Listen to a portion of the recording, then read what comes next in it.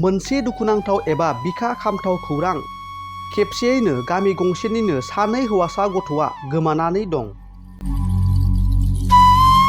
गपाल कृष्ण बसुमतारी आरो सपन बर'आ सोलिफु दाननि 24 खालारनिफ्रायनो गोमानानै दङ। नंगौ, बाक्सा जिल्लानि सिङाव थानाय निमुवा मथंगा गामिनि थागिबि बिफा उगा बसुमतारी आरो बिमा प्रतिमा बसुमतारीनि आंगो फिसाज्ला 13 बोसोर बैसोनि गपाल कृष्ण बसुमतारीया गोमानानै दं। गुबुन फारसेथिं लोगोसेयैनो बिफा महात बर' आरो बिमा सबिता बर'नि आंगो फिसाज्ला सपन बर'आबो सोलिफु दाननि 24 खालारनि फुंबिलिनिफ्रायनो गोमानानै दङ।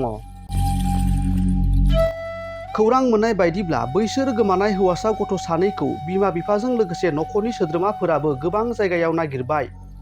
नाथाय गोबां जायगायावनो नागिरसे नागिरनायावबो मोनैनि थाखाय जोंनि बड'लेण्ड बुब्लि खौरां बिजोंनि गेजेरजों बैसोर हौवासा गथ' सानैखौ सोरबाफोर बहाबा नुसनबायोब्ला नैबे 9365401022 जानबुं नाम्बाराव बिमा बिफाजों लोगोसे नखरनि सोद्रोमाफोरा खोन्थाहरनो थाखाय खावलायहरदों।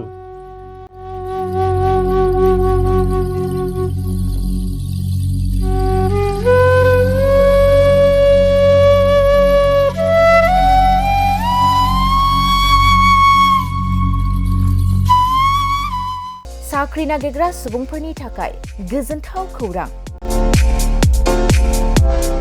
गिबि खेबनि थाखाय आरबि मेथमेटिक्स सेन्टारा बाक्सानि सदर मसलपुराव गासै कम्पिटिटिभ एग्जामनि थाखाय गोदानै कचिं सेन्टार बेखेवनो थांगासिनो दं।